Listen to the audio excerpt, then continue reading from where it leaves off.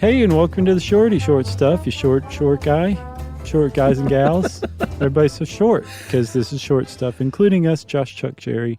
We're all short. Are you going to make that same similar type joke on all ladies? That's no joke, Chuck. You know what Randy Newman said about short people? What? They got no reason to live. What? Remember? What? You don't know that song? No, that just took like such a left turn. I was not expecting that. Short people got no reason. Really? Oh man, that was a top 10 hit, my friend. You're crazy. When? I'm telling you. I mean, it had to be the 70s. Okay. Look it up. The only top 10 hit of his that I know is I Love L.A. We love it.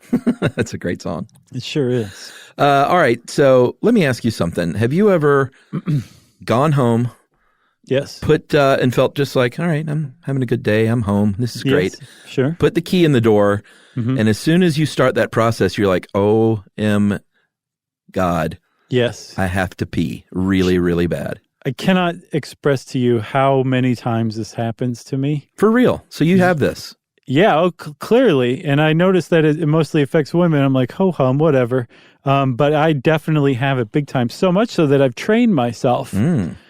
Because there's clearly something going on with the brain where I'm like, oh, I have so much further before I could possibly pee. So it's not happening in the next like 10 seconds for sure. So might as well just calm down there, bladder. And it actually works. Yeah. So that is a real thing called key in lock syndrome or urge urinary incontinence. And like you said, it apparently does affect more women than men.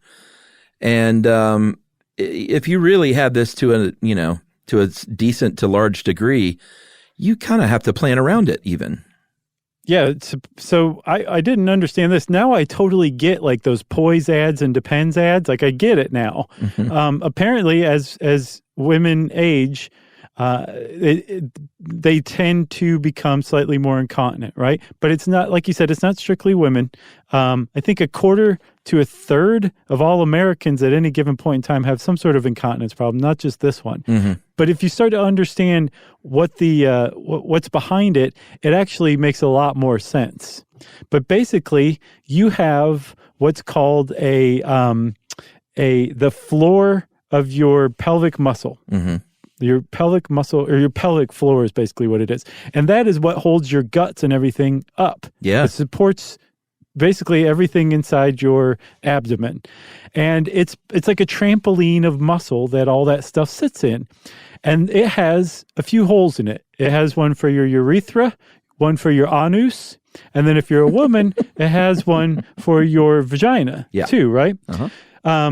So normally that muscle is pretty tight and it's holding all that stuff closed. And then when you need to pee or you poop or something, your brain's like, all right, open up. You're going number one, you're going number two, here comes a baby, that kind of thing, right? Sure.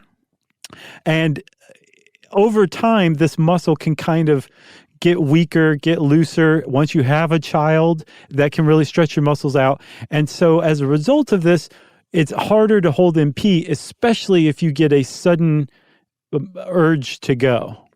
Yeah, and like you said, as you age, this can increase. One of the reasons I think it primarily affects women is because childbirth and pregnancy can play a pretty big role in this. Right. And interestingly, that's the same as for C-section as just a good old-fashioned vaginal birth. That's really weird. Yeah, because I would think it has to do with I don't know. I guess the C-section, I think there's pressure no matter what during pregnancy. Right. But it does say that childbirth, even a C-section, they're impacted. Well, then it must just be for the whole whole pregnancy. Yeah. Just the baby sitting on that trampoline of muscle. It's got to stretch it out a little bit. Bouncing up and down. For sure. Yeah. It's like, settle down there, Junior. So all moms say while they're pregnant. So pregnancy, childbirth, age, some other little more serious causes, although they're not as common as those, are like infection or bladder cancer, bladder stones. For men, prostate problems. Right. Which I didn't. Did you know what the prostate does? Do I know what the prostate does? That's my question that's out there on the table right now. I do, but I don't know right now. Okay, I'll tell you. Like so I knew at one point. So you know semen? I'm sure well acquainted. All right, so you know like the sperm that's in semen? Sure. Uh-huh. You know the other stuff that's in semen? That's made by your prostate. Oh. And women have something too called the Skene's gland, and it makes up basically that for women. Okay. So semen minus the sperm. So your prostate and your Skene's gland are male and female stuff makers. I think is what it's called. We're dancing around this one. For sure. But so the prostate, and I didn't see it anywhere, but I would guess if the Skene's gland is affected too, it could have an impact on incontinence for sure. But also medicines too, different kinds of medications can make you pee yourself. Well, yeah, and here's the thing too, like a lot of times they don't necessarily come in and say, it's this one thing that's causing it. Right. So a lot of researchers now think maybe it can be a combination of things. It's not just the bladder.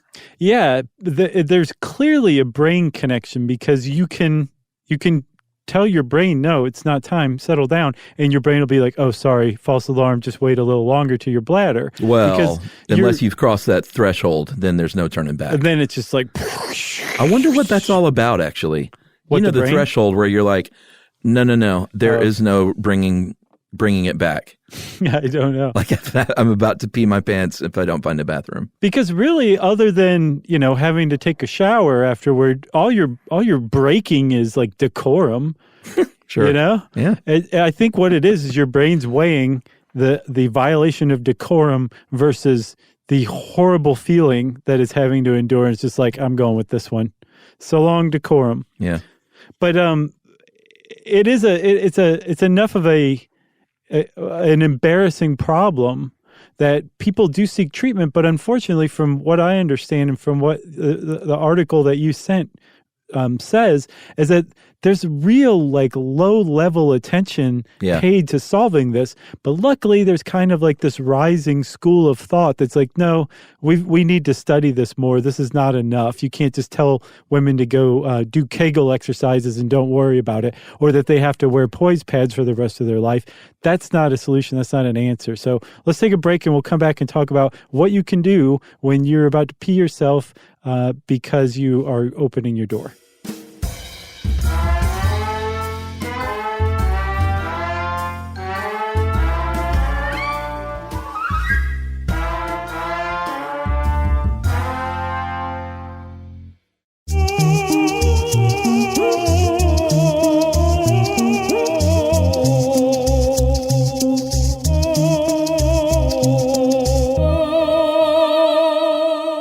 All right, so the bladder, I'm curious, we should maybe do a full one on the bladder at some point because it's really interesting to me. I've always been a person that I feel like I pee more than your average person. Me too. You definitely do, but yours is for one reason. It's because you have a constant flow of liquids coming into your body. Not just liquids, but coffee too, Chuck, which is a diuretic. Yeah. Well, absolutely. caffeine is. Yeah. Emily also is a frequent urinator. And I've always just suspected that that it's not like people say I have a small bladder. I don't know if that's true or not. Like I think it's not so much the size of the bladder, but maybe how it relates to the brain. That's kind of what it seems to be the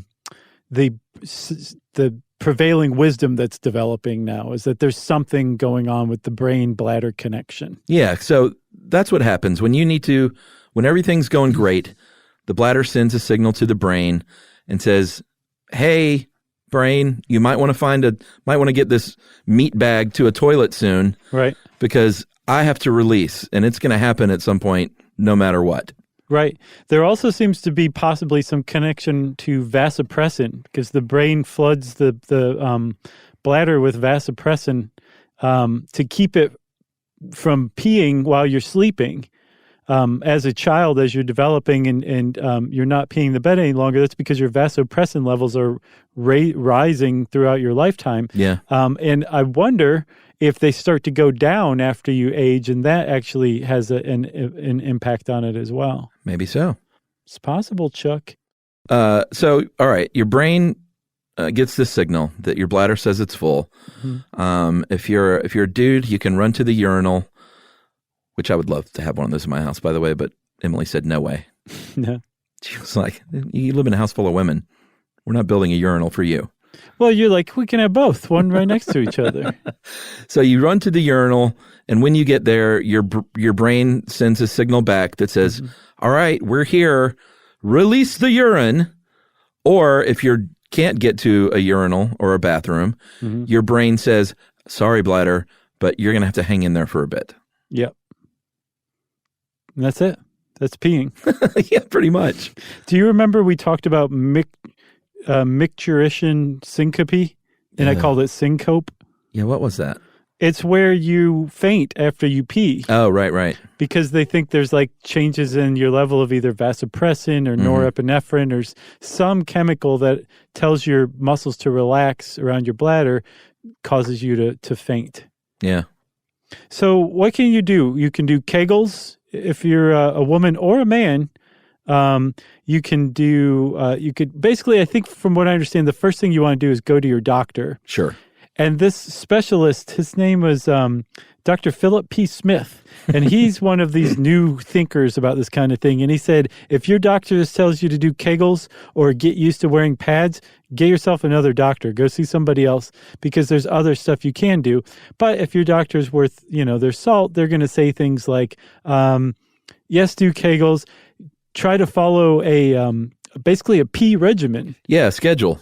Yes, so I didn't realize this, and this person had like the greatest quote. We have all heard that voiding on a schedule rather than just when you have to go is better. I've never heard that. I hadn't either. I think the specialist needs to get out of the clinic once in a while. I remember when my dad sat me down when I was 10 and said, you know what, son? You pee at 9, noon, 3, 7, and 10, and everything will be great. That's supposedly what you want to do is go every 3 hours, whether you have the urge or not, and you're training your body to be able to hold it.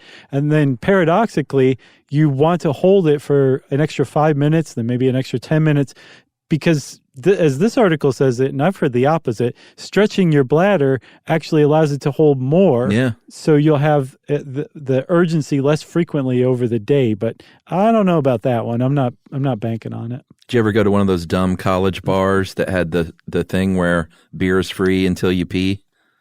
No. Yeah, it was a thing at some bars from like 5 to 7. Beer was free for everybody until the first person in the bar peed.